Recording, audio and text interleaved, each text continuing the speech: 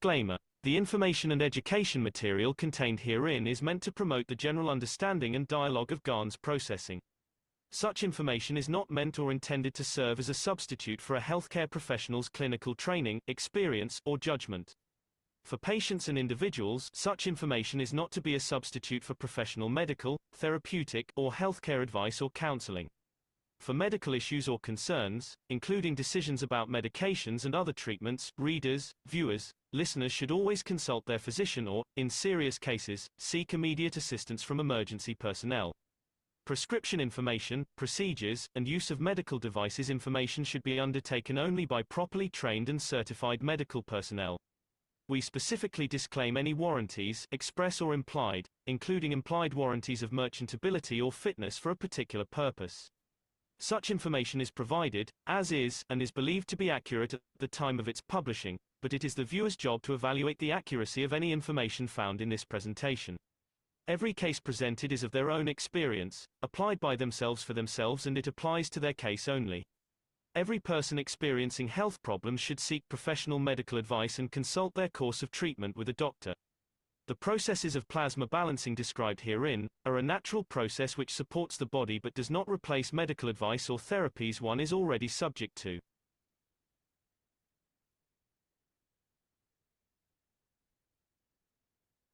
And thank you very much for that. And let's see if we can get on with the show, and hope you all enjoy the session today.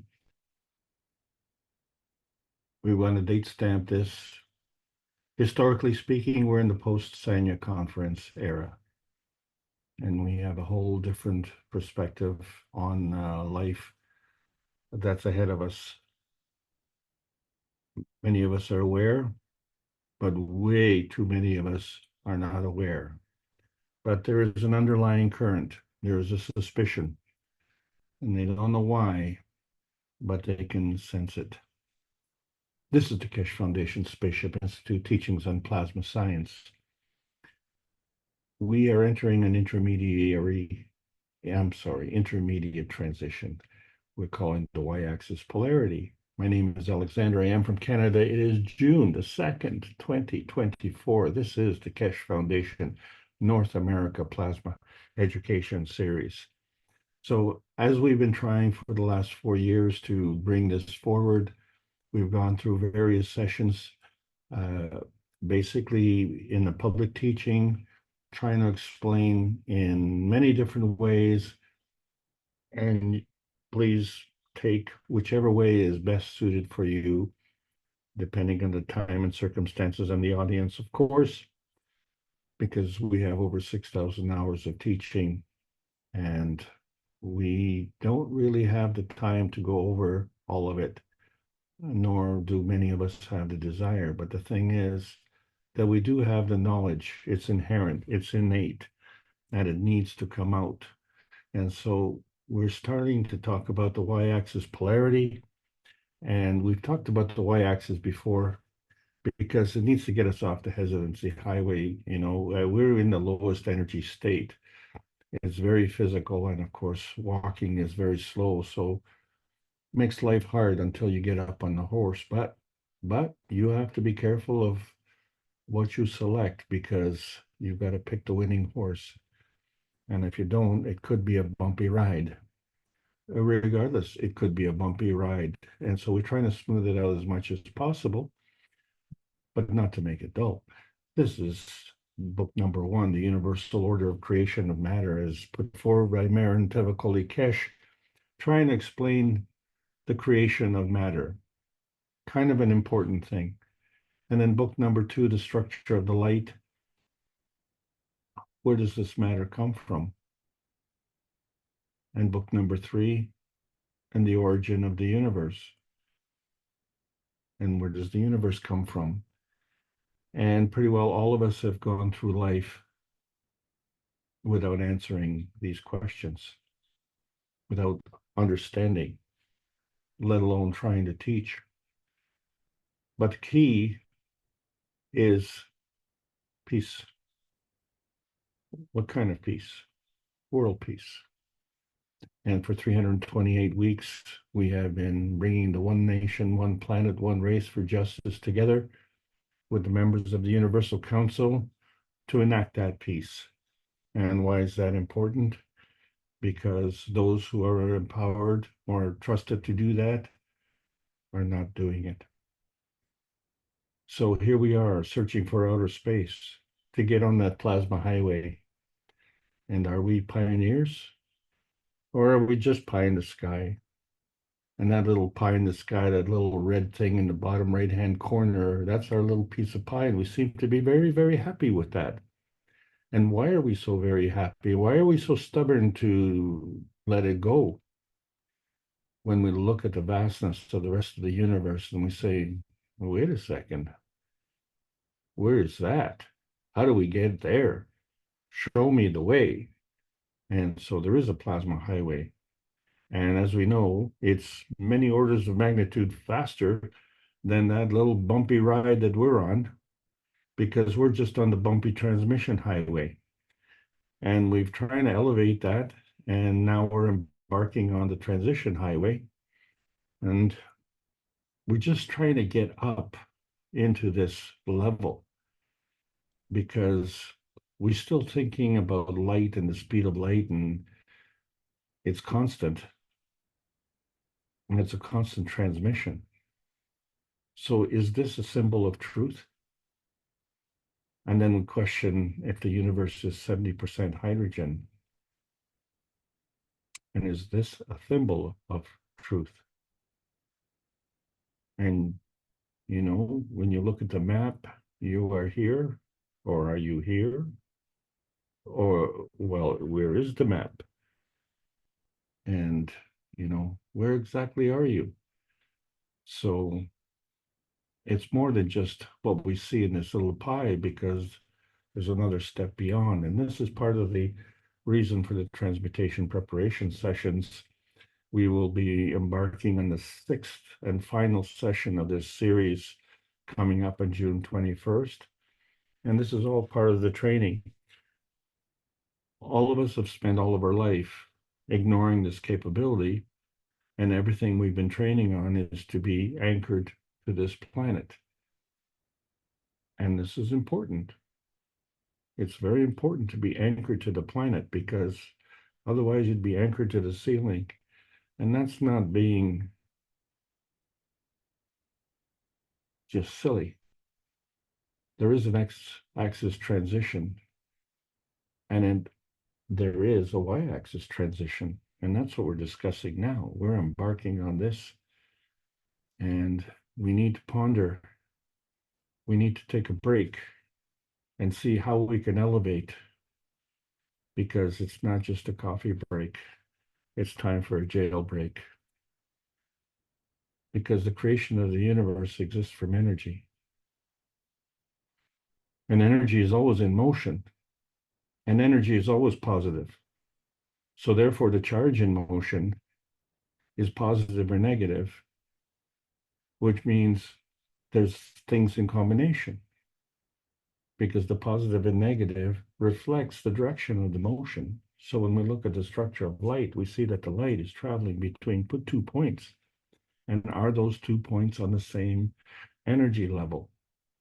Well, if they were, we wouldn't need to transition anything.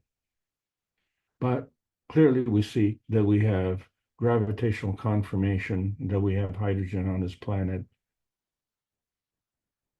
And we see that the hydrogen itself is a combination of the electromagnetic field forces coming from the sun and the earth.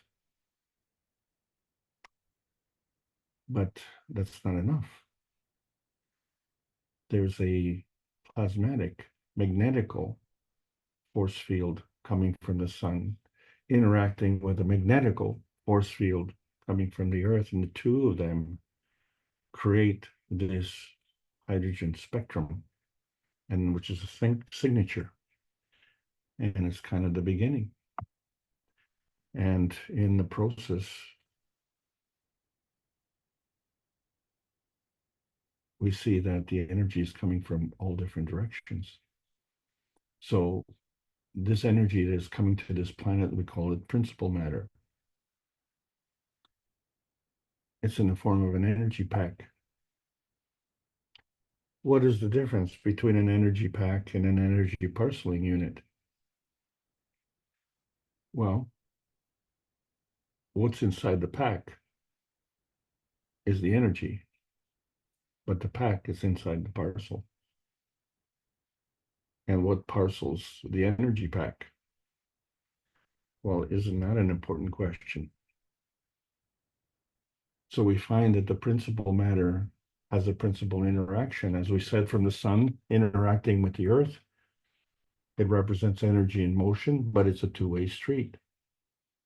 So not only did we discuss in the transmission series the fact that transmission is a two-way street, but we are going to see in the transition discussion that the transition is also a two-way street, which invites other possibilities. And one of those is the introduction of oxygen. And it too is a gravitational confirmation of the interaction of the plasmatic force fields coming from the interaction of the force fields from the sun and the earth. And those interactions are magnetical. So the end product is gravitational. And that end product is ending up on the physicality of the earth. As are we. That's why we were born. So all of this was manifested as an energy parceling unit. And we're an energy parceling unit. And we are made of hydrogen and oxygen, which in combination is actually water, which is the universal solvent.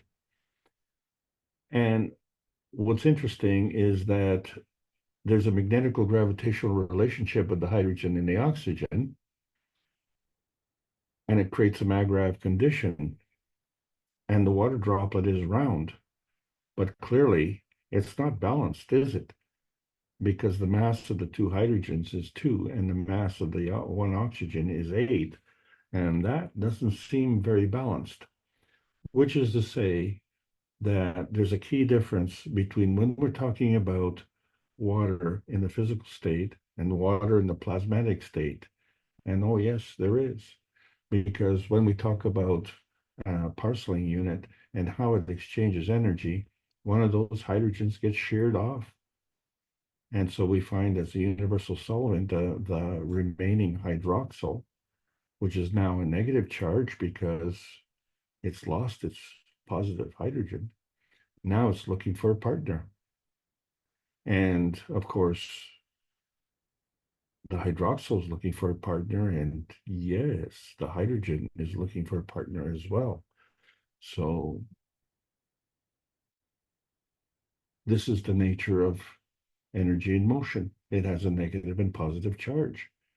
And so the higher the negative charge, the higher the energy.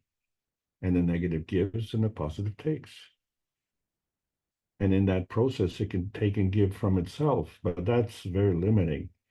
It's a fundamental core of binding, but it doesn't allow flowing. So simultaneously, there has to be a negative giving and a positive taking from others. And so this is how we can affect the choices that we have. And there are sequences. So these sequences are based on the force fields of attraction, which we call gravitational feedback, and the force field of repulsion, which is magnetical feeding. Well, this can be sometimes confusing. How can feeding be repulsive?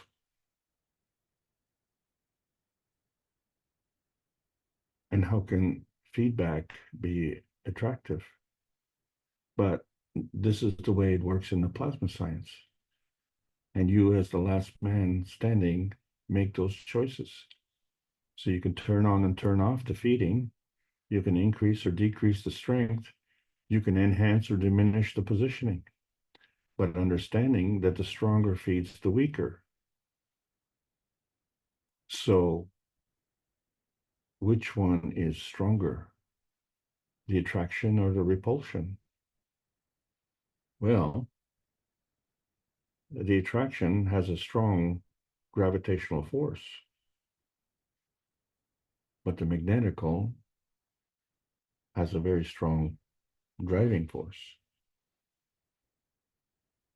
So the answer is both.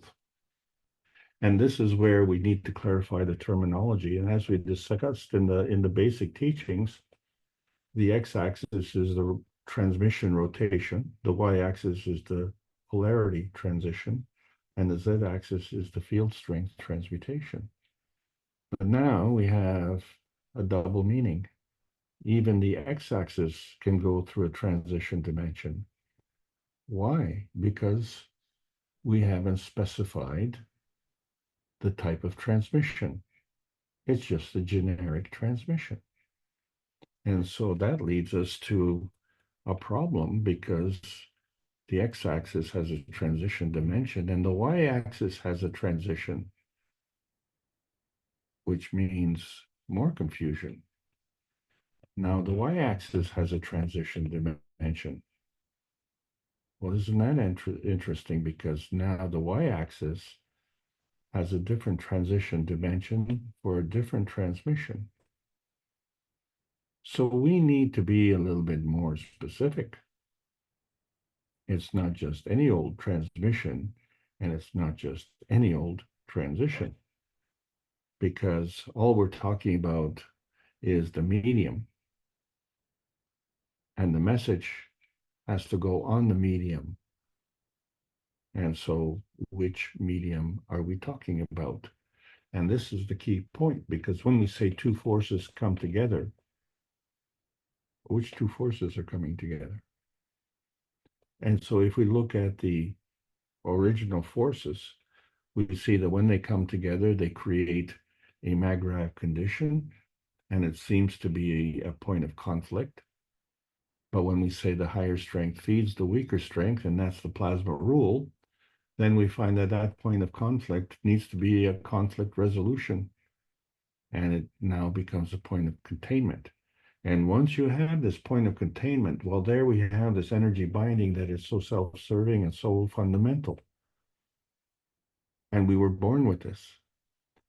But somehow, some way, when we got our memory, we got our physical memory, but we forgot how we got here. So let's just deal with what we know, right?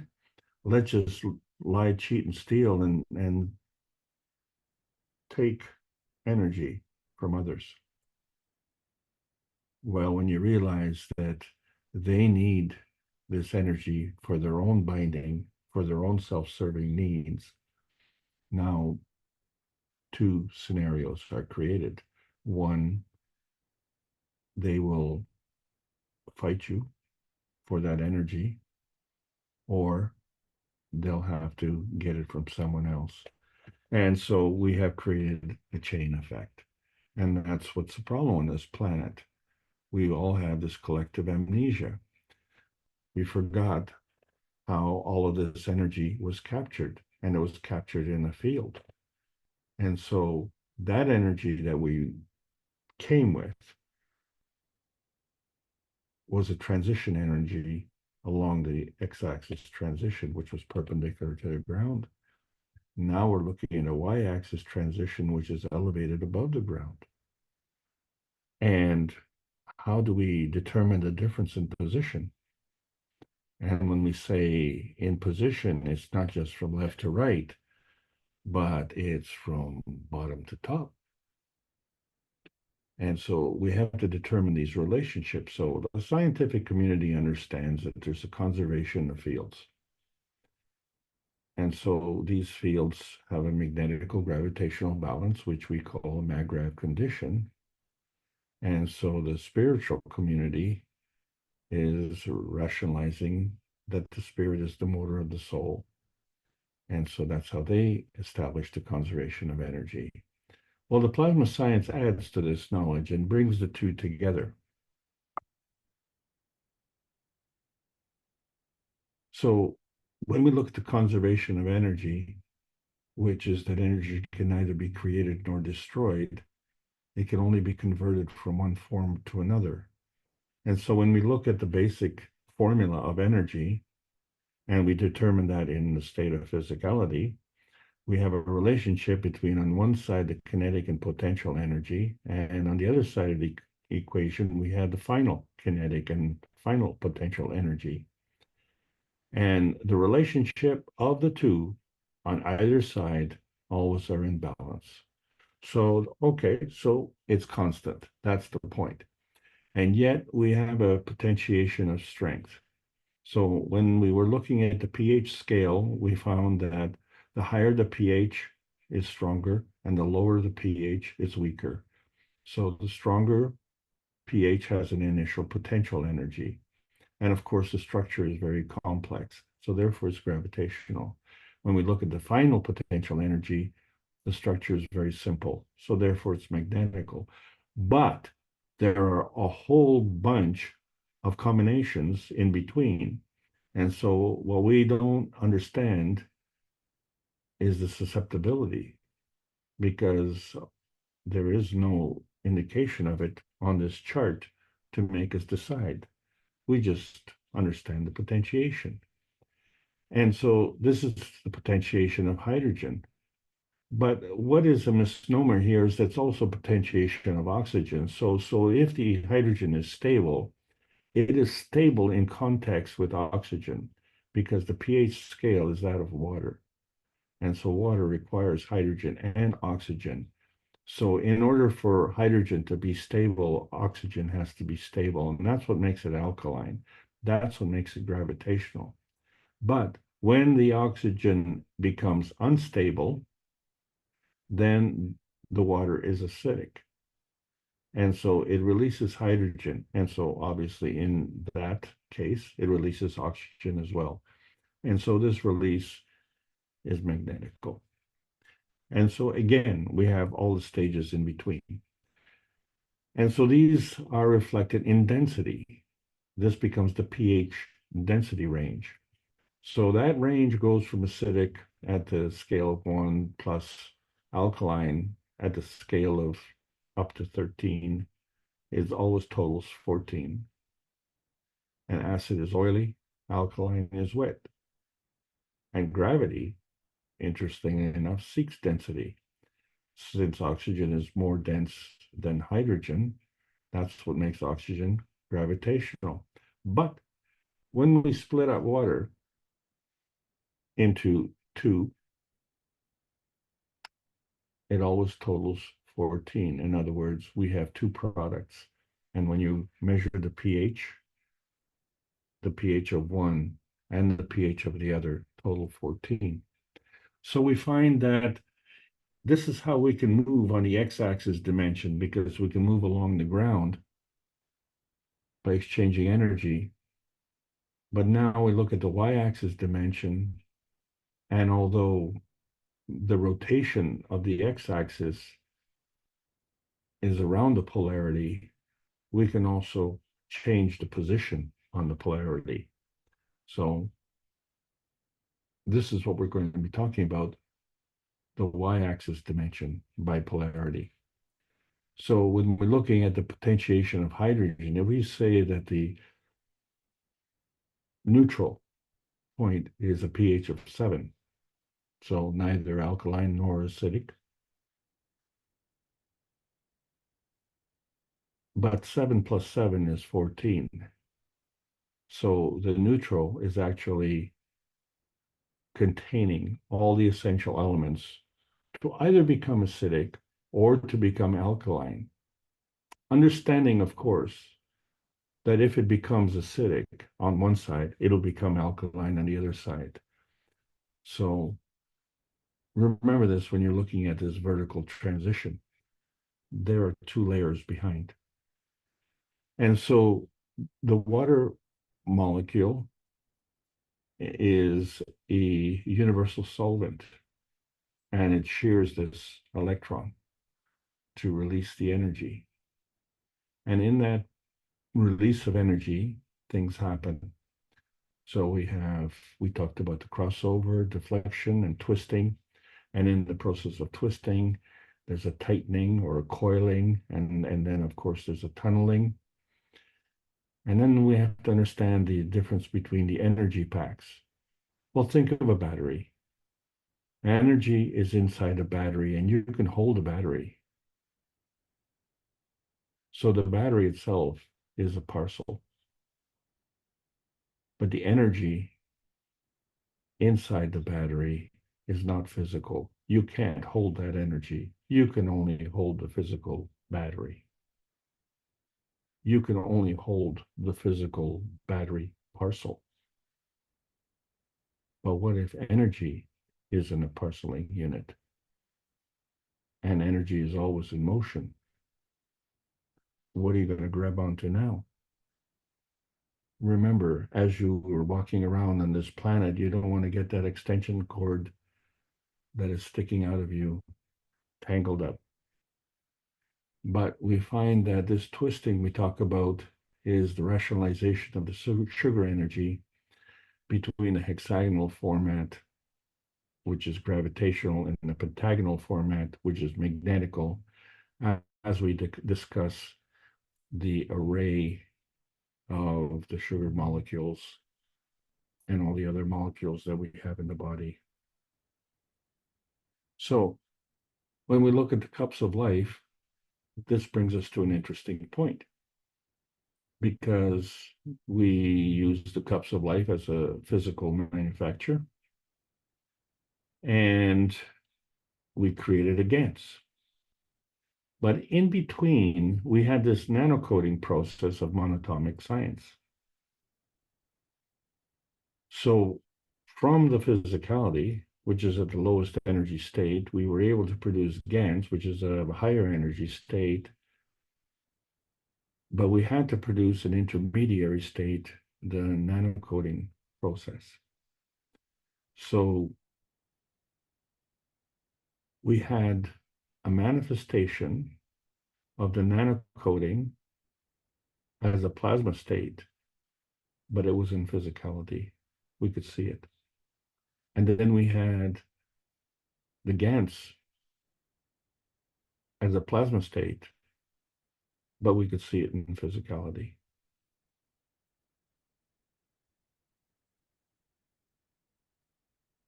And so this became the GANS radiance manifestation. That is to say that the energy that came from the plasmatic state gave us this GANS. And not just any old GANS, but we had carbon dioxide GANs, calcium GANs, zinc GANs, copper GANs, water GANs, and amino acid GANs. And you know what? We can create any GANs in the periodic table of elements, even gold GANs. So when we looked at the cups of life, we found that the first cup was an emotional cup and the second cup was a physical cup. And so there was a difference between the two cups. But I want to look at the second cup, because the components in the second cup are copper. So we had a copper coil and a copper plate. In between, we had a nano-coated copper coil.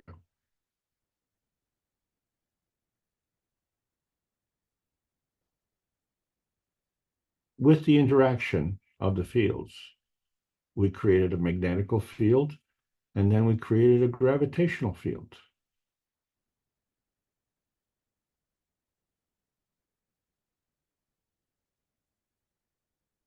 So we call that the physical cup.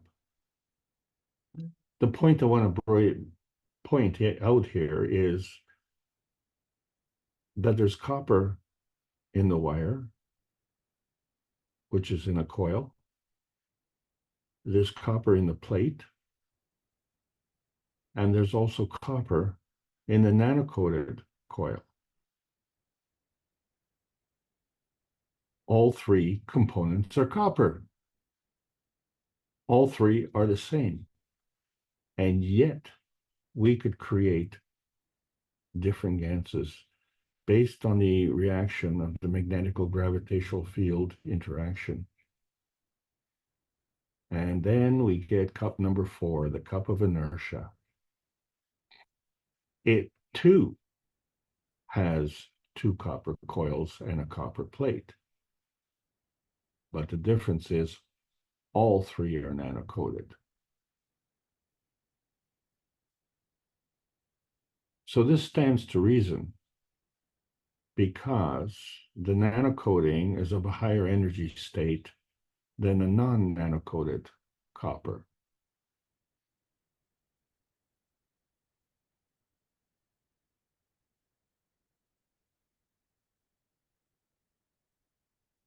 And it too was created for the magnetic and gravitational field interaction.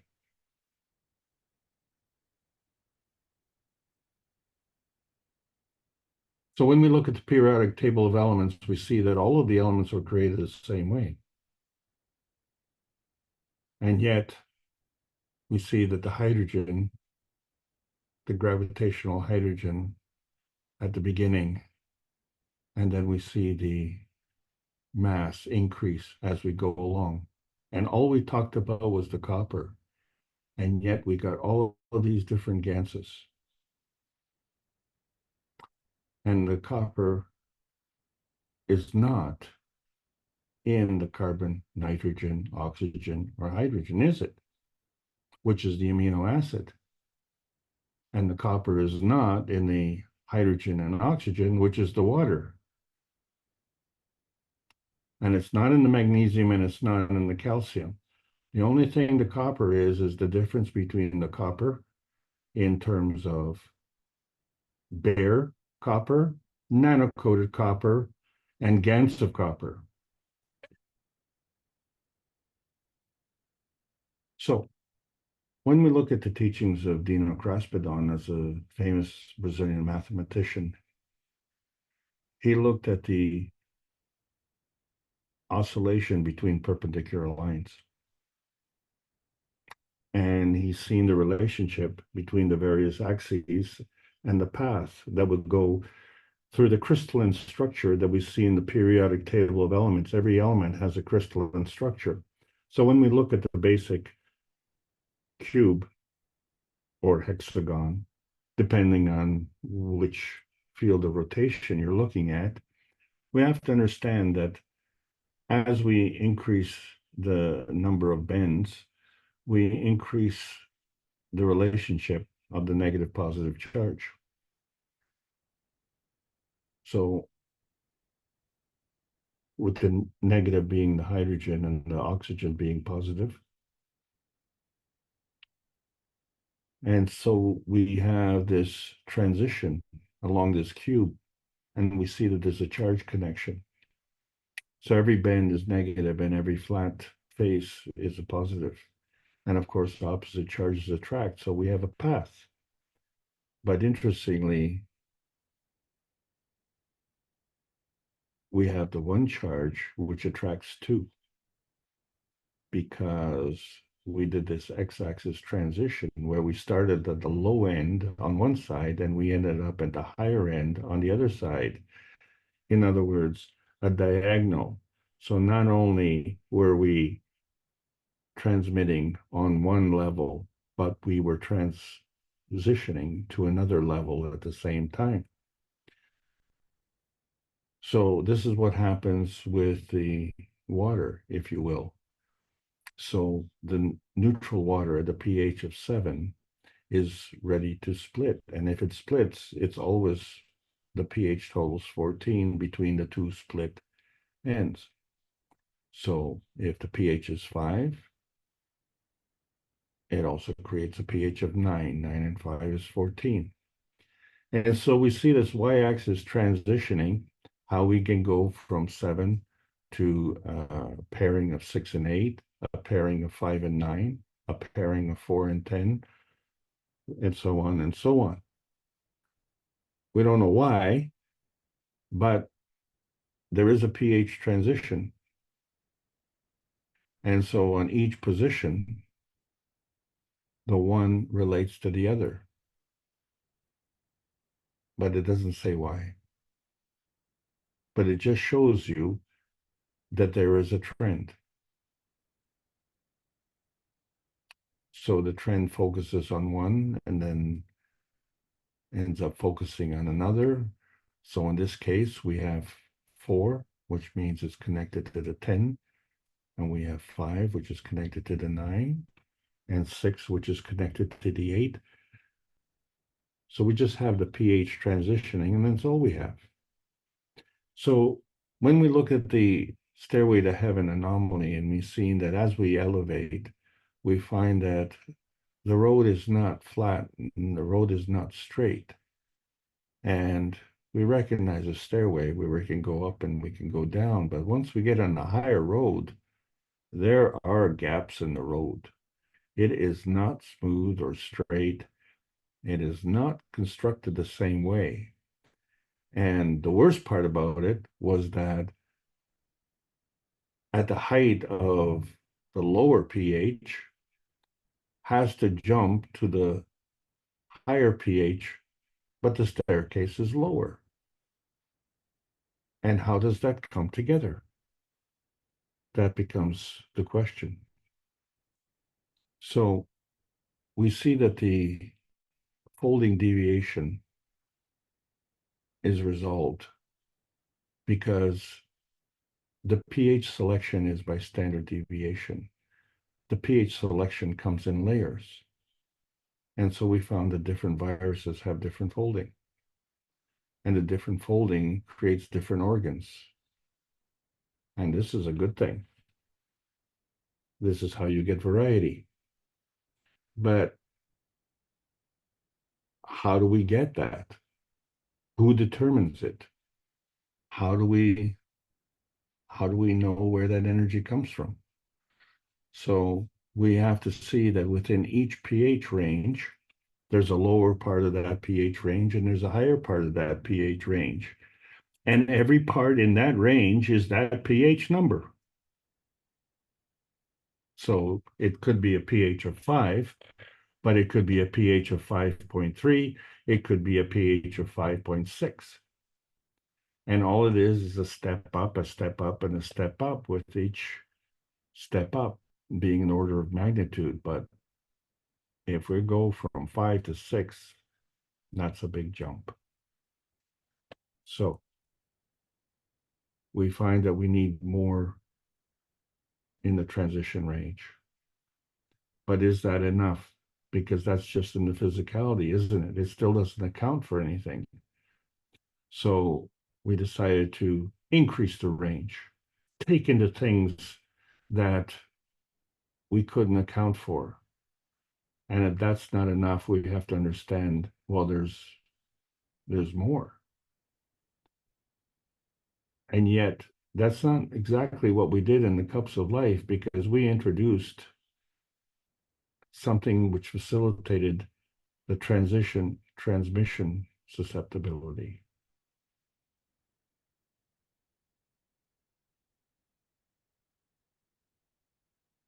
And of course, and that transcends beyond the physicality, doesn't it? And so we said that we incorporated the nano-coating copper. It was of a higher energy state.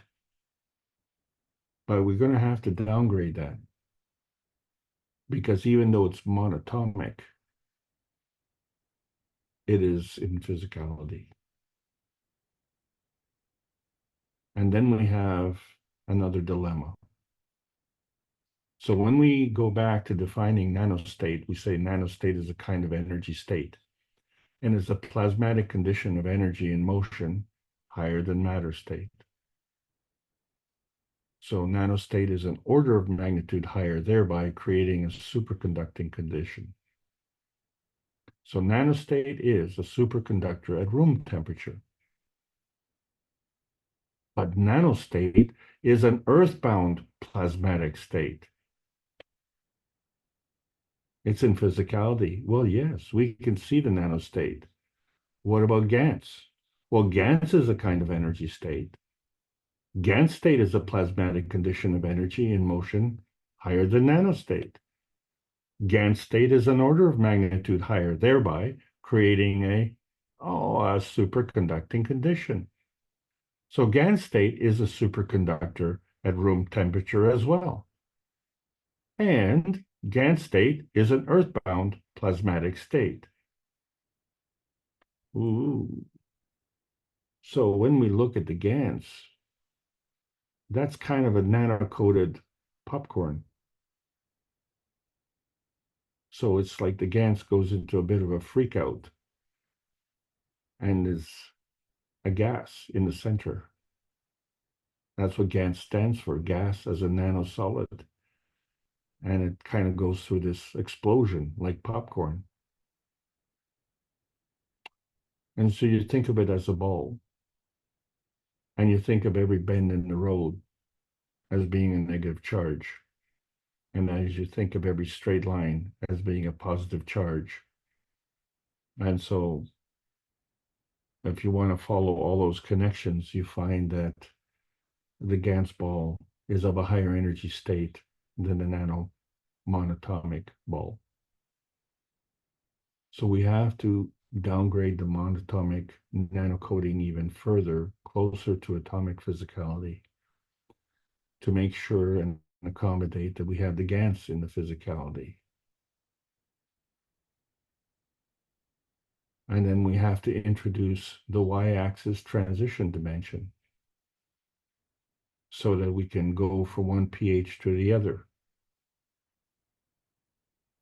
And so if we look at the plasma field states, we find that the matter state is physical, the nano state is physical, the GaN state is physical. It's when we get into the plasma state that we're getting into the non-physical. And so this becomes the problem for all knowledge seekers. We are physically dominant. And we think of it as gravitational, but if the higher energy feeds the lower energy, then the plasma state is gravitational. Well, how can the plasma state be gravitational and the earthbound state be gravitational? Well, it all depends on how you're exchanging energy.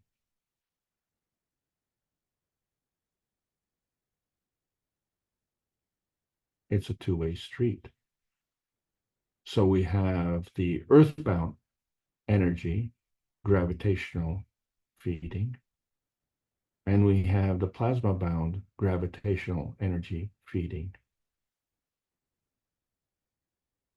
And this has to be done through the polarity.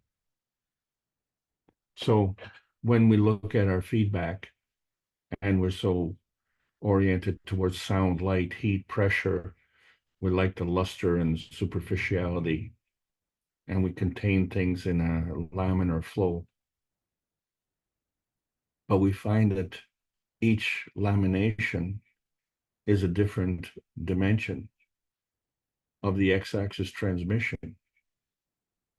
So to go from one to the other, we have to go through an x-axis transmission dimension transition.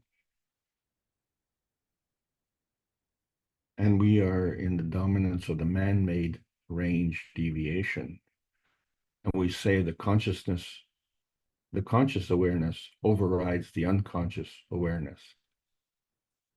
But the truth is the y-axis transition dimension is exposed because that's unaccounted for.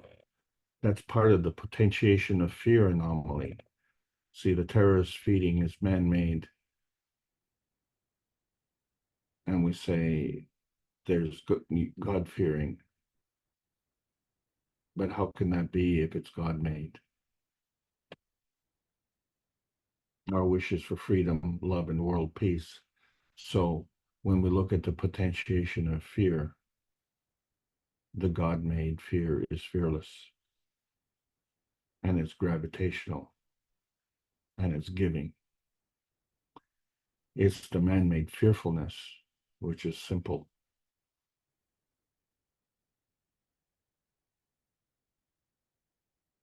So when we look at the transmission spectrum, we haven't decided which transmission. There are non-visible viral spectrum orbitals, and then there's a small bit very visible. And so each spectrum has susceptibility to go to another spectrum. So our battle is between the surface superficiality of that what we can see and the internal substance of that what we can't see. In other words, our battle is between the physicality and the plasma substrate. But it's not a battle. It's not a point of conflict. It's a point of containment. It's a containment of the balance between the gravitational and magnetical field forces that determine your position and your position one step beyond in either direction. So all what we can determine at this point is the y-axis transition dimension and understand that a communication antenna has to stay within this range transition. So the release of the binding energy has to precede the retrieval of the beneficial energy, and the field release has to precede the field capture. The giving has to precede the taking. The emission has to precede the absorption. So the motion itself cannot exist without coexistence because motion is a product of the existence. So motion and coexistence reside in both matter states.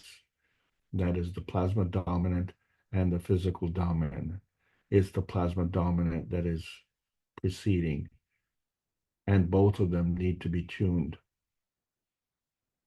And so both have a range transition, and it's by nearness and proximity and not distance.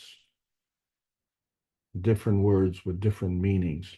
So when we look at the y-axis transition dimension, and we say, well, obviously it's not man-space centric because we're very physical.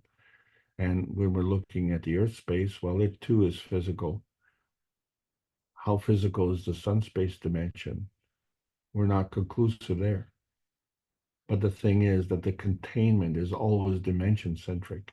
The proximity of that containment is always dimension centric. And the nature of pressure is dimension centric. So it takes three transmission dimensions. And on those three dimensions, we can ask, what's the message? And how is that message contained? Which transmission dimension, folding deviation, are we talking about? So the accountability of the transition is both X and Y axis range transition centric. And the accountability is the gap. Because when we're targeting the difference between materialization and dematerialization, we're targeting between the manifestation point and that transparency point, between Earth space and outer space, and beyond into that some space. So when we're looking at the matter plasma dimensions and we see that one is very physical and one is plasmatic, we find that man is feedback dominant, and it doesn't account enough for us. So therefore, something is missing, and we need to tune in. So when we put up our antennas to get that message is part of the feeding manifestation. Well, guess what? It's also part of the feedback manifestation. So there's a transmission tuning transition. When you select one, it is balanced by the force selection of another.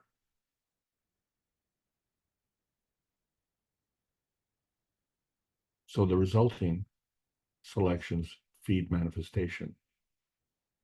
So this selection manifestation then is predetermined. And by choosing the peace dome of intention, now we find that how the range transition affects standard folding deviation. So the y-axis transition tuning is to and from the peace dome. Remember, it's a two-way street. So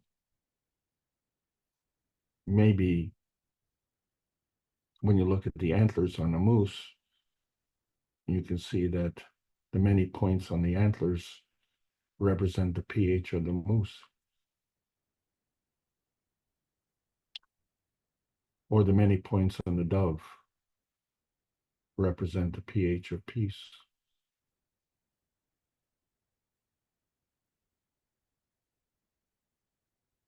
We are launching the Kesh Space Plasma Research Teams so that we can answer the questions that humanity has been caring to know for so many transgenerations. Time has come. We're in the post-March 15, 2024 era of choices. We have a new selection process to enhance that beautiful Earth space with that transmutation space of outer space, so we can achieve that graceful space, that in-between space, that greater oneness that transcends the limitations of nuclear science, as we've been talking about for 540 weeks in a row without fail, trying to teach the plasma science. This is the Kesh Foundation Spaceship Institute on teachings on plasma science, welcoming all the beautiful knowledge seekers, learning about the new selection process of the new plasma science. There's a World Peace Treaty, very essential. Sign it. Sign it with a pen, sign it with your heart, sign it with your soul, and sign it with true intention, because we need to know that man is the reactor of a three-dimensional universe, and man can find heaven through the field transition. And so can we go into outer space without a peace dome? Not likely. Here we are mining the transition dimensions of truth, trying to stay within the range of standard deviation. So here we are elevating the transition dimension connected to the physical transmission dimensions. And plasma science needs to be delivered daily via the Peace Dome in exchange for peace on Earth. So welcome to the new outer space age. And that's the end of the lesson. I hope you enjoyed it, and thank you for allowing me to present.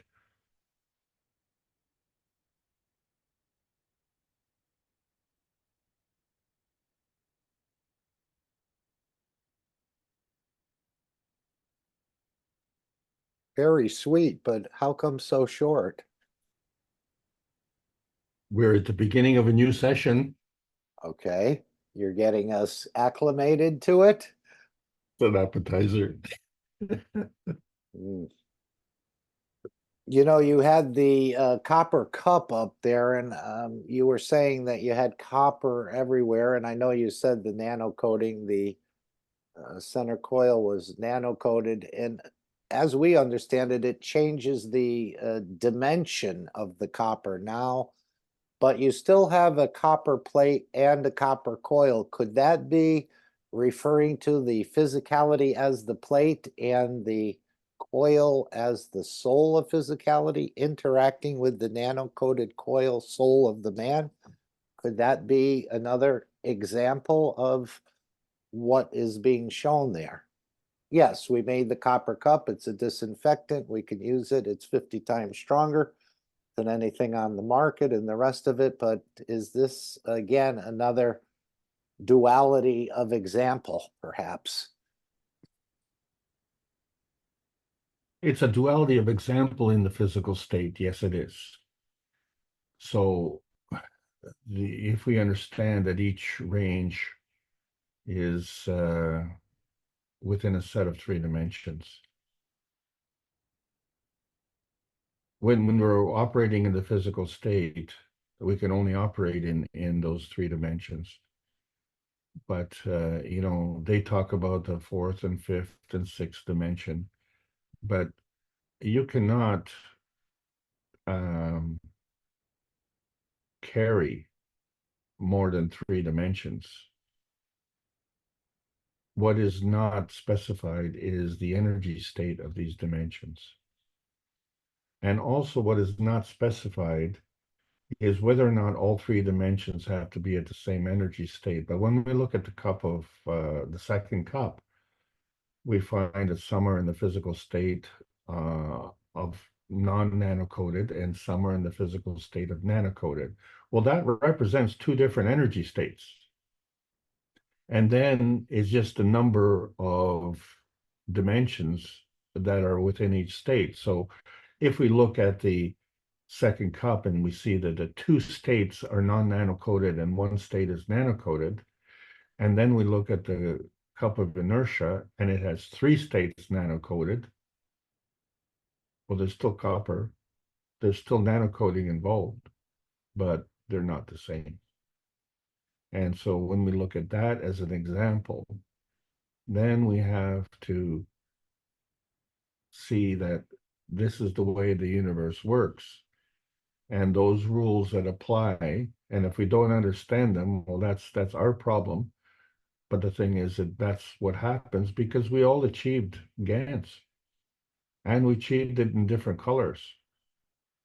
So some of us with the cup, second cup, we got a kind of reddish GANs, and then magically a few days later it turned this aquamarine blue. So, there are things that we can't account for, and they're not in the cup because we are interacting with the cup. That's the problem. We're not taking ourselves into account. We are part of the situation. You can't extricate yourself from the situation. We're part of this planet. This planet is part of the solar system. So everything that we see in the cup is the same thing that's going on in the solar system and the same thing that goes on in the thimble.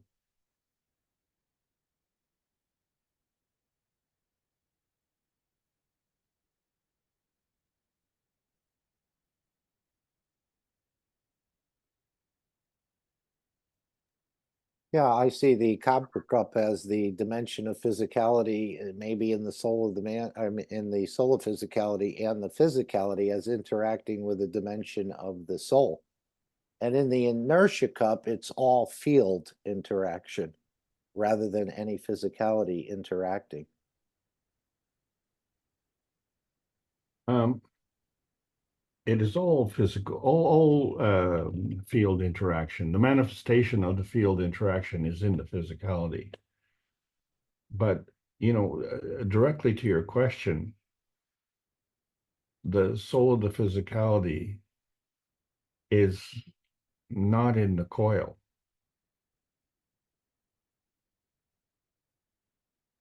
No, I was just thinking it's a possibility of showing this way as another Correct. interpretation Okay. of it. That's all. I'm glad you made that point. Yes, that's correct. That possibility is what is really, really important. And so if you see, and it's been like it's been almost 8 years, I think, since we've been talking about making the magraphs and how many are still attached to it. And even I teach these classes and I'm still attached to it. It's very hard to break out of that because of the, we're used to, we're conditioned to it. But, first comes the awareness, then comes the practice, and then comes the reality. And this is why we have to go through the transmutation sessions. And it has to be in a gentle way because the physicality operates at least an order of magnitude slower than the plasma reality. But as we've seen with the pH scale, that each pH scale is an order of magnitude higher than the one below, lower than the one above. So to transition to pH of 2 is an order of magnitude to transition to a pH of 3 is 2 orders of magnitude, 10 times 10. So one more step, and it's 10 times 10 times 10.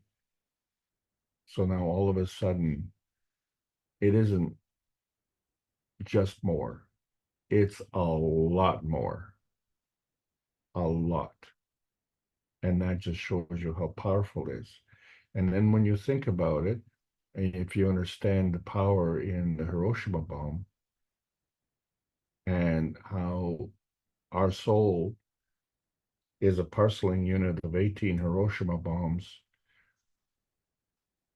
how many bombs are parceled within the Earth space? When you consider that only humanity, as it is on this planet, is at 8 billion, so they say. So not counting the horizontal and the vertical people, just the humanity. How many Hiroshima bombs is that to create the Earth space? And the Earth space is only one of the planets in the solar system. And so now we see the power of the universe. And that power can be retained within a thimble.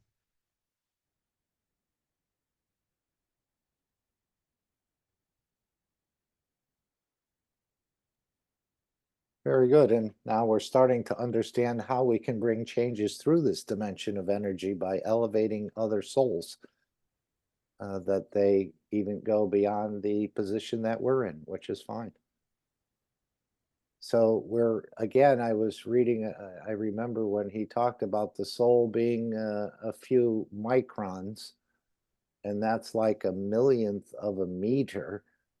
And to have that much energy in such a tiny, in the soul, maybe 2 or 3 or 4 microns, maybe. They've taken the star and they've shrunk it down. So there's a tremendous amount of fields that can be created, generated, and used, again, without working in the matter state.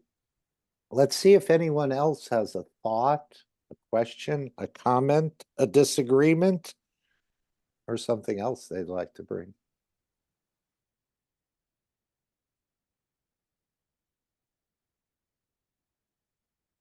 While people are pondering, I'd like to add a point here. You may not be aware of the thimble reference, but there was a member of NASA. They were actually are some very intelligent people at NASA. And Richard Feynman was one of them. And he could harness the energy of the atomic bomb within a thimble. A thimble's that little metal cup that you put on your finger when you're sewing, so you don't stick the needle in your finger. I would need 10 thimbles, but anyway, that's a lot of energy in a very small package, wouldn't you say? And you got it. You're made from it. It's just a matter of working with it, tapping into it, adjusting it, using the emotions and the rest. We see that the matter state launched. I think it was it supposed to happen yesterday, or was it today? Or that apparently 4 minutes before the launch, there was a computer that wasn't syncing in. So again, they had to cancel the rocket launch, I think. Was that NASA? Anyone read anything about that? Okay.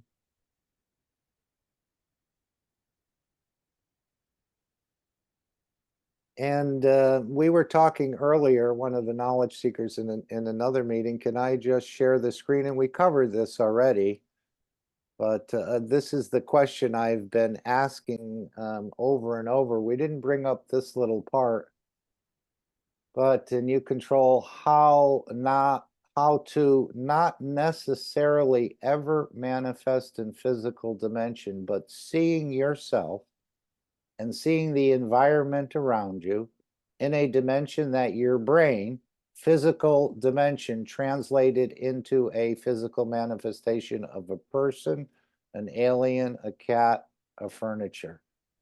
Isn't this what happens when we dream? We see the mother, we see the cousin, we see the friend, but the soul couldn't show us that in the dimension of energy. We wouldn't understand what we were seeing. So in a way, it creates that picture within the brain that we see the mother or the cousin or the friend in a dimension of physicality, but not a physical physicality. It's in that dimension within the brain or within the structure of yourself. Isn't this how the dream works? Anyone want to comment on that? If you dreamt you were a cat, did you physically change into a cat? Or did you just experience that energy within your own brain? Or that's what was made manifest?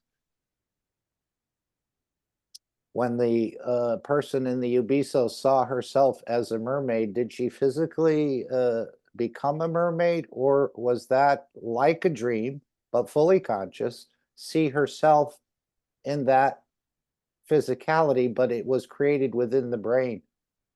And this is what I've been, somebody said I've been repeating myself, wondering if we're taking the physicality with us. And he said, and you control how to not necessarily ever manifest in physical dimension, but seeing yourself and seeing the environment around you in a dimension that your brain, physical dimension, translated into a manifestation of a person, alien, a cat, or furniture. So this was, I've been pondering this, but he's saying not necessarily ever manifest in physical dimension. So Mark, this is quite shocking. Huh? I seen a video this week that they were photographing a bear coming up on a mirror that was put up on a tree.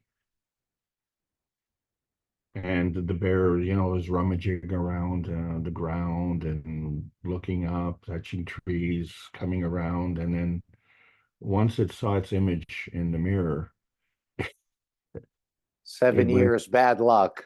it went through it went through a real bear freak out. We talk about a Gans freak out. Yeah, this was a tremendous freak out. Well, you totally understand it, because the first thing is, he's surprised.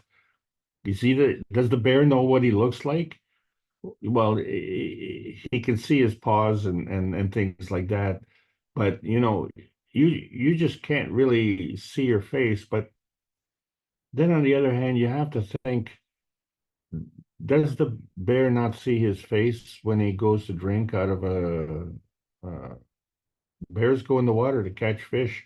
Do they not see the reflection of their bodies in the water? No, they're splashing too much. That's why. Yeah, or they're going through the screen, right? But this is the thing that we have problems with.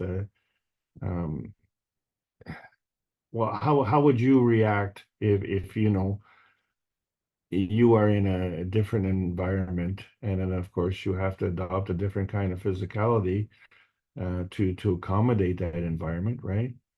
And then you suddenly see a mirror. The question really becomes is, do you know that that's you in the mirror? Or do you remember the way you were in the physicality on Earth when you look at yourself in the mirror in a different environment?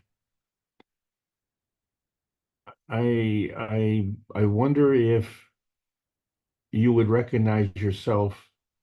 Well, how would you react the first time you seen, yourself in a Very mirror? shocking.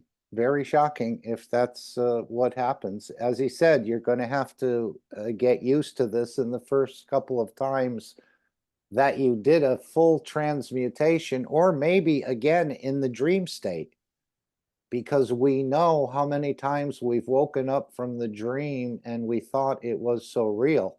We were experiencing a real event. I remember as a child, and I was a trick was played on me. Uh, at that time, reel-to-reel recordings were being introduced. That's how old I am, and so we got one, and they wanted to give it to me as a present. But before they gave it to me, they recorded my voice before they showed me the present. And then when they showed me the present, they played back my voice. Well, it didn't sound anything like me. I was really, really shocked. I remember that reaction you just reminded me. And it was not very graceful. Mind you, I was only, I don't know, what, about 4 at the time. But it really impacted on me. And even when I listen to a recording of these sessions and I hear my voice, I know it's my voice because I've heard it so many times. But the voice that I hear on the recording is not the same voice that I hear in my head. So, Right, right. And it's amazing that when we get to that dimension that you're in energy and you see yourself maybe next to the mountain, he said you travel back on the same line you came into to connect with the physicality on the C14 line. So I used to have a dog, and it was so funny to watch the dog go to sleep and dream. And I asked Mr. Kesh, do the pets dream? And we've all seen this. The legs are running.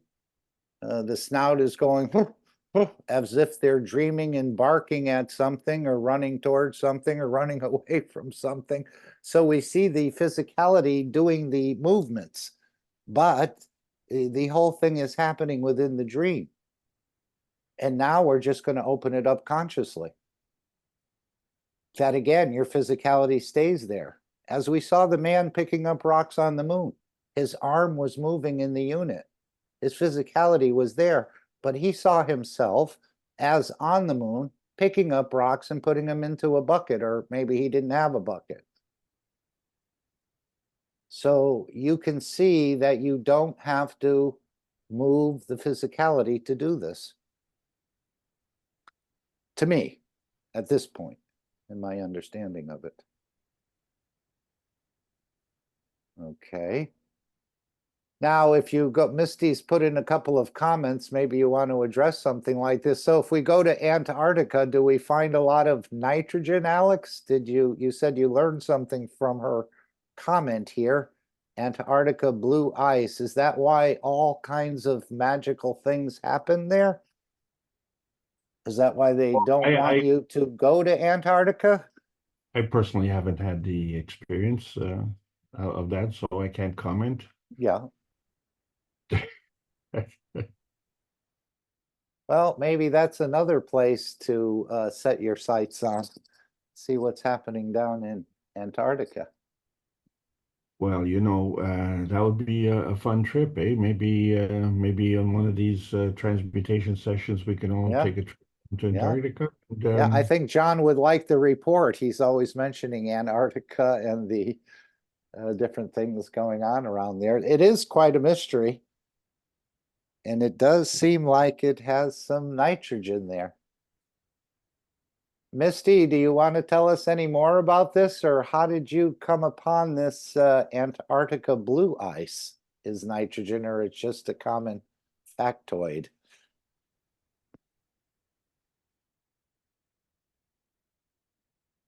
Also called sky ice. Okay. Many thank yous. maybe someone can Wikipedia it. Yeah, she put a link in there. And then she says D waves, quantum delta waves. I'm not sure what that means. And then she's also put in there, what are mirrors? Shamaza, also known as Samyaza. Shamadzi, it's in the chat, is a fallen angel in Manichaeism and apocryphal Abrahamic traditions. Is the leader of the Watchers who taught humans arts and technologies like weaponry, cosmetics, mirrors, and sorcery. What we view as ourselves may be distorted. Maybe the mask we wear. Okay. Anything you'd like to share with us, Misty, if you're still here? Be nice to hear your voice. Sorry, I can't publicly talk, learning it about it from whistleblowers of the NSA. I will post the link. Thank you. Okay, anyone else want to bring anything up or question anything about this latest workshop? Which obviously he said, be sure to listen to the last part of the 539th workshop as well. There was some more, something shared. He said to go back about what he said there. But again, we're being slow walked into it. We have no choice. Well, I guess you do have a choice if you'd not want to go in this way. But it does seem like it's a beautiful cornerstone of creating things within us that we never knew were possible. And we were told it's an impossibility. These things just don't happen. Mark, there was a reference that Mr. Kesh made with respect to the subject of what they call UFO craft. And the comment was really that, you know, the truth will come out, or more information will come out as a result. It's just automatic, right? You mean about the governments having such a system? Yeah. Well, Was yeah, that in this one? Or yeah, it was in the 540th. Yeah. okay, let me put in UFO and see what comes up. Whoops. What was why that Misty brought it up indirectly, because she was talking about the leader of the Watchers. You've heard of the Watchers, haven't you? I've heard it. I've never really delved into it very deeply. 6-part series Misty has put in there. Beautiful. Yeah. We're gonna check all 6 parts. That would be another education. The Watchers, of course, are those who are watching over us for in their opinion for our well-being.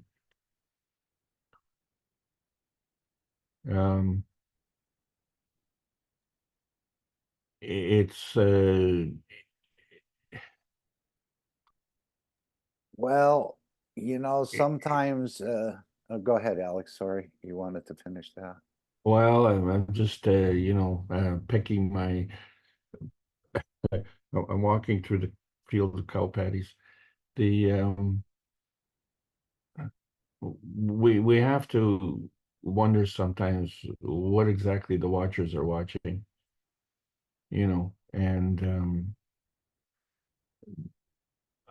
one of the things that I was battling with, and for years I couldn't answer the question. I still can't answer the question, but I understand a little bit better now. The shepherd looks after the flock, and the flock depends on the shepherd for safety. And yet that shepherd, or in modern terms, that farmer who, say, breeds hogs or cattle, ends up taking them on a trip to the slaughterhouse. When does the shepherd become the protector? And, you know, when does the shepherd become the one who brings the end? Well, he seems to have, in a way, an ulterior motive to Well, get those sheep to market. Well, this is how I'm viewing the Watchers now. You know, they're as our shepherds, if you will. I see. Okay. And I was thinking in a way just the opposite in so many ways. Not that there aren't perhaps guardian angels or others. I'm sure the whole universal community is watching. But man has not understood the whole process. So what happens? So he created many things, false sciences, theology, and everything else to go with it to cover his ignorance. Well, if you look at the example that Misty brought up, I mean, these are the watchers who taught us the human arts and technologies like weaponry and cosmetics and mirrors and sorcery. Okay, so I have to ask, which team are they on? Hmm. And of course, Mr. Kesh is here as a universal messenger to open up this planet to the universal community and us to the universal community as well, vice versa, of them to here and us to there in so many ways. But many things that we can't explain, we give it over to a ghost, or we give it over to a demon or a heaven or a hell, or we've created a lot of things to cover what we haven't really fully understood. Well, that's another thing you brought up earlier on was about a ghost. And, you know, a ghost never hurt anybody because the ghost is not physical. But when I think of physical, I was thinking of physical as in, a fist. Well, they certainly scared a number of people when you That's see how they damage you. You basically scare yourself silly fear. and Yeah. you fall down this flight of stairs and And kill yourself. again, a superior entity never abuses an inferior entity. This is the ethos of the universe. The stronger brings up the weaker to their level. So are these actually from the universe, or is it something we've created within our own structure in a way to explain things? Well, see, the nature of your question is skewed. Uh, so we have to understand that we are also part of the universal community. And that probably in the last 2 years has been one of the foundations or cornerstones of the teaching of the Kesh Foundation. And this has been a very welcome thing for me because if you say that the universal community or the alien races, and they're supposedly superior and all that, it immediately creates a context of confrontation. And that's not what this is about. So there are rules and we don't understand the rules. And, it's kind of like hockey, where there are rules and if you push someone into the boards, you get a penalty. And then if you hit someone, you get a penalty. And then if you hit them over the head with a stick, it's a penalty. And you say, well, there's no difference. All three actions end up with the same penalty.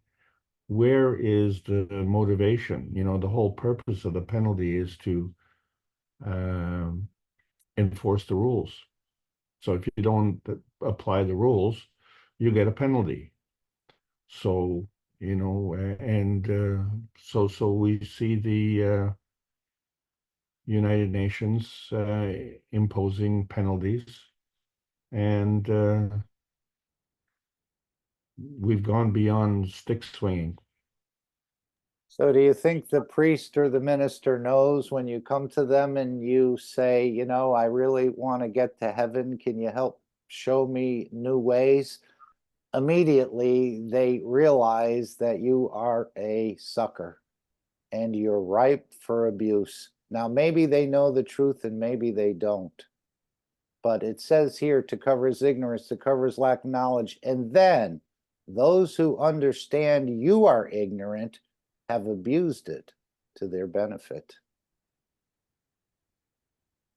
So when you talk about some of these things in hell, they say, oh, you remember what P.T. Barnum used to say? You never Oh, yeah. give a sucker an even break, but then there's an additional part to that, or you never smarten up a chump. And isn't this what's happened here when they see you talking about heaven and hell? They say these people are ripe for abuse if they understand. But it says those who understand you are ignorant have abused it to their benefit. Well, I used to subscribe to that theory.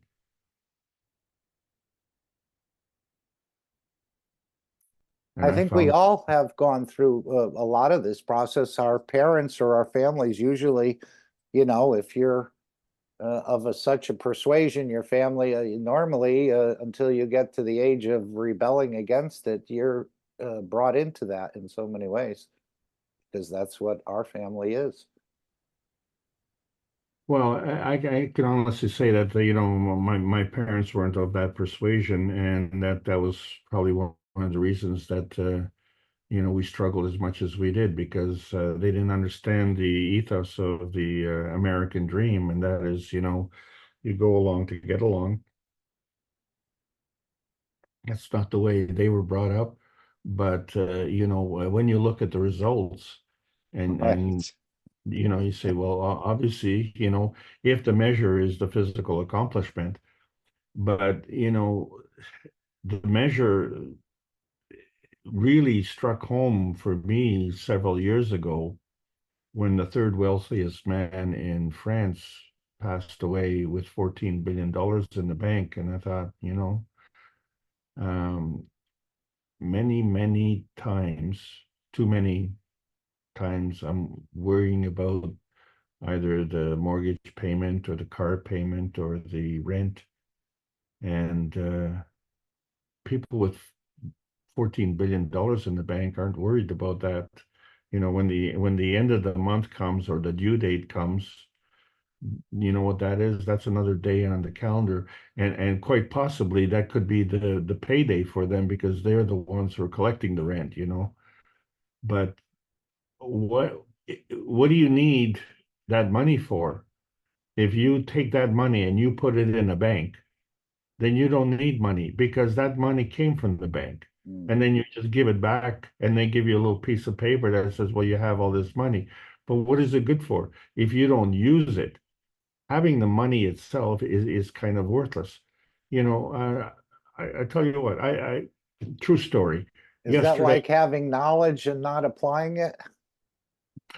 or having a technology like advanced chips, advanced microchips, and not being able to sell it into the largest market in the world, and forcing you to lay off thousands and thousands of well-trained American employees. Yeah, it's kind of like that. But you know, I just to finish off my true story, I was presented with a deal, and it was a table, and it was a nice heavy duty plastic table that could fold. And you say, well, what are you going to do with that? And there were many times when I could have used that table.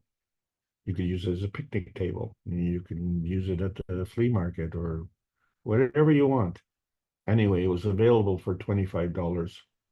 It was slightly damaged.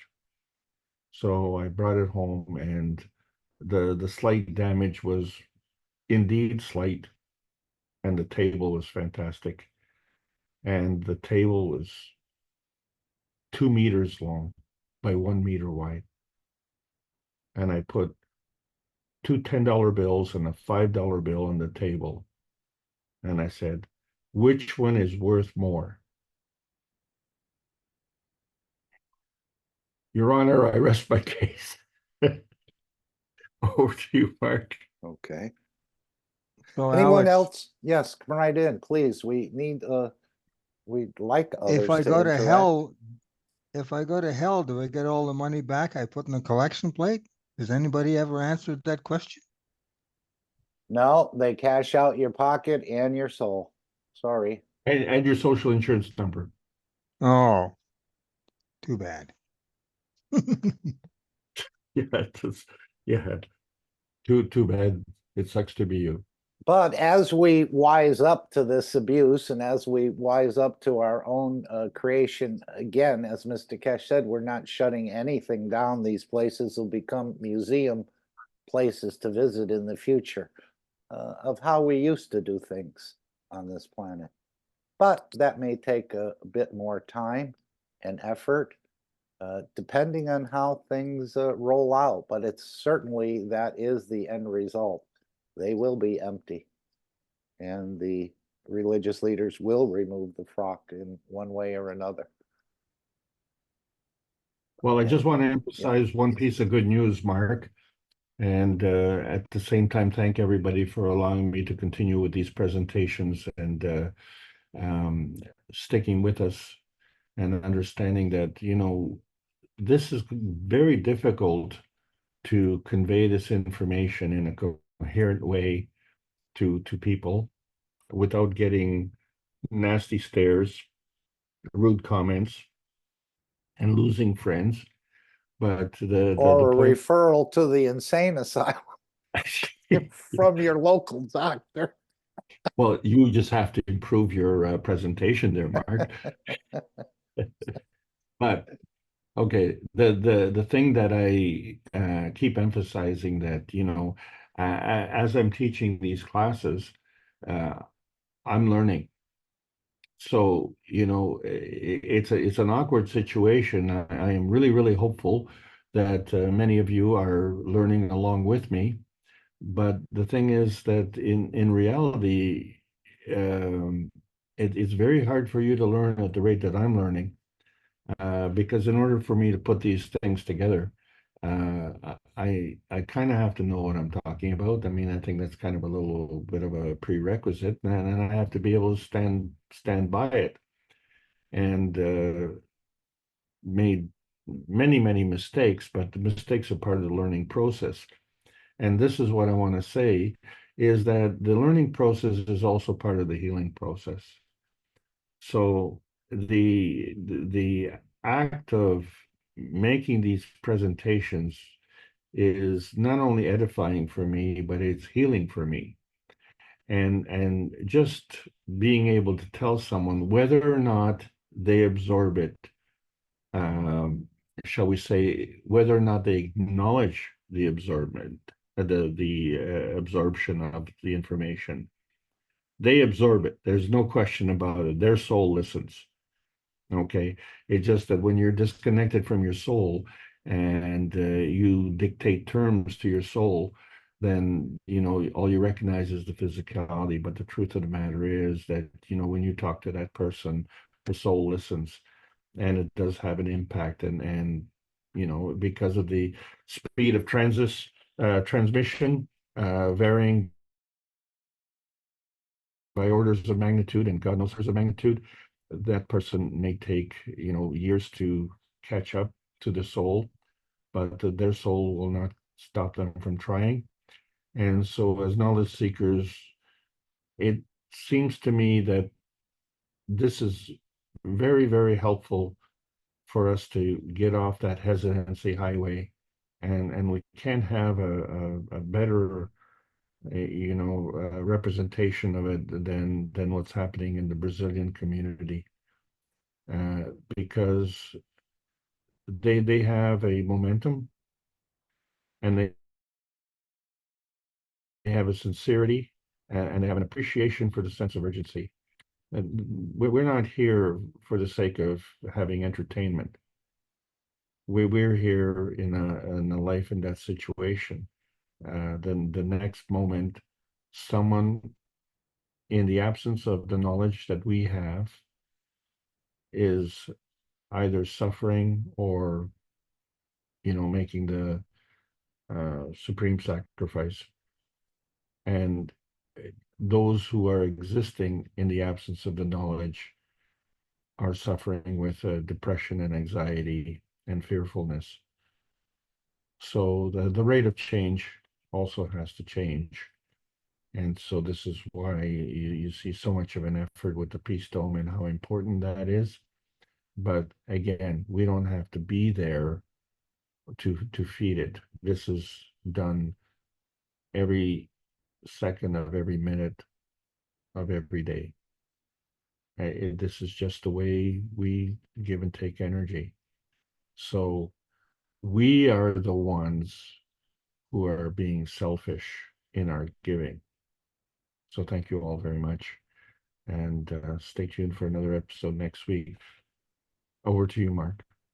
And Alex, I will say today your presentation was flawless. Your voice never wavered at all. You had 100% perfect communication. Your communication from your new Wi-Fi didn't drop at all, so everything was crystal clear. Good for you. That was a silver lining. Thanks a lot. And the price was right, as I understand it. Well, it cost me 5 cents. 5 cents. Okay, I Seriously. see. Great. We wouldn't, nobody would have a qualm with that, I don't think. Lisbeth has opened her microphone. Hello, hello. Thank you so much for your weekly explanations. It's beautiful for us.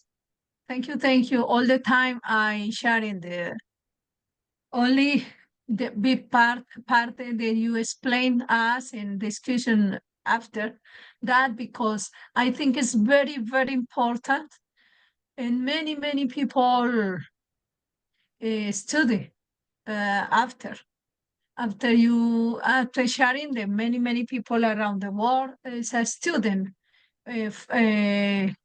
from you lessons. And as to me, and I give you as the private to you, because one Korean people asked to me and need the text for translating that teachings in Korean. And I intend translate completely series in Spanish, because the first part you sharing in a Spanish community, and of course have in Spanish, in English, and in Portuguese too. But it's very nice and very important explanation for you, and I intend little by little translating in Spanish, and the people ask for Korean. I think they have a test, maybe share in many communities, or give for the communities translating. So I think it's a lot of work, but thank you so much. This is very nice. Thank you. Well, thank you, Elizabeth.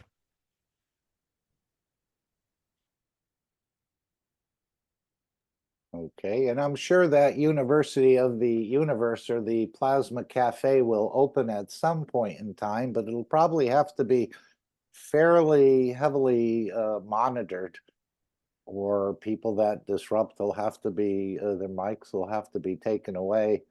I was really shocked to hear that the Italian community was growing again, but then there was some problems of balancing out. Certain people wanted to teach this way, other people thought it was incorrect, and I know sometimes we can't, but there are growing pains with this whole thing.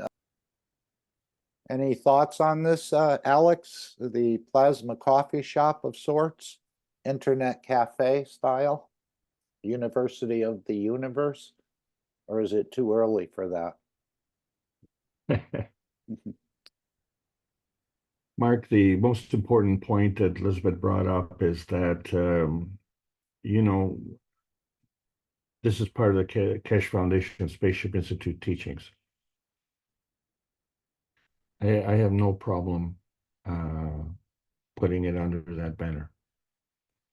And no one has to do that. But, you know, That's what it is. It's the uh, knowledge of the plasma science, and that's what the KAKT Foundation is about. And so our ownership of the foundation is not based in shares. It's based in sharing. It's based in participation. And the knowledge that I have brought, I have leaned heavily on knowledge that I had before I came to the foundation. And that knowledge has helped me to understand the plasma science. Because what's important here is that the plasma science is advanced science. And there's no doubt that within your environment, you're not in an advanced environment. You're in, common environment in the city, and you're socializing with common people, and you're not working in some exotic lab with high budgets and big research grants and stuff like that. We're just ordinary people making cups of life in our kitchens, and it's part of the advanced science.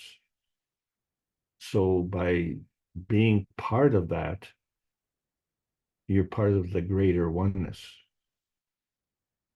By not recognizing that you're being part of that, then you're basically splitting up the effort.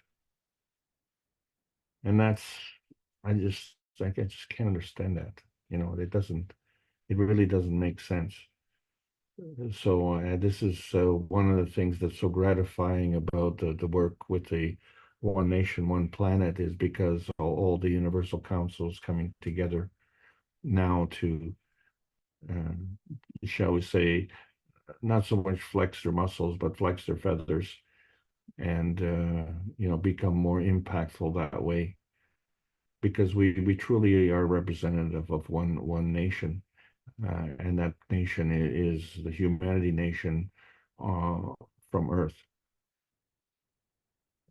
So that gives us a broader scope, a larger scheme, and makes us more impactful. And so we need to understand this impactfulness, that we can never do it as 8 billion individuals out there. We have to understand that this planet is our home, and every one of us is a shareholder in that home. So this isn't Mark's meeting. This isn't Alex's meeting. This is a meeting put together with all those panelists who are in attendance today. But as Elizabeth said, there are many people who listen to this and will listen to this even months and years down the road, and they will get whatever they can get from it. So that means that's beyond our immediate gratification, if you will. And this becomes the key point. How can we enhance the situation and elevate the situation plasmatically through the physical activity that we have available to us at this point in time? Because the clock is ticking. We will be there will be radical changes coming at the end of November, undeniable changes, and that's only months away. So, we need to stay the course, and we need to have good intentions, and we need to understand that the powers that we had in the process of being born are still with us. So this is not something to impose on someone. It's to accommodate and allow, yield, and receive. And thank you all. What a great day today. You guys are terrific. Thank you so much. All right. Is there any other thoughts, comments, questions, objections anyone would like to raise? Otherwise, we've made you aware of the offers in the Kesh Foundation today. Hopefully, it'll strike a chord with some of you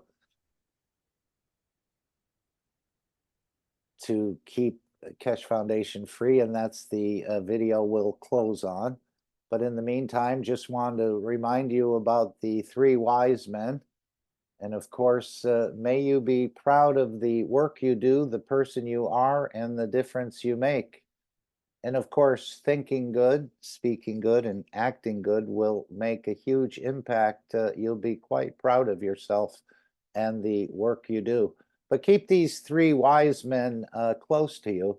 They create a huge shielding, I think, of peace, because you're not taking away from any soul.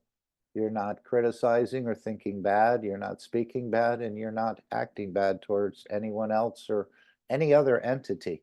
And so this is a huge advantage in a way. It's a secret that was shared in the Holy Book, but again, we got misled on what the actual gifts were, thinking they were gold or incense or precious oils. Again, getting us back into the matter state of understanding. But it's actually this energy state, this plasmatic state of thinking and speaking and acting good. So thank you all for being here and for bringing the change in whatever shape or fashion you would like to take it. And anything else from anybody before I play Keep Kesh Foundation Free for Humanity? Thank you, Alex. And thank everyone for being here and being part of this and continuing to push this knowledge step by step.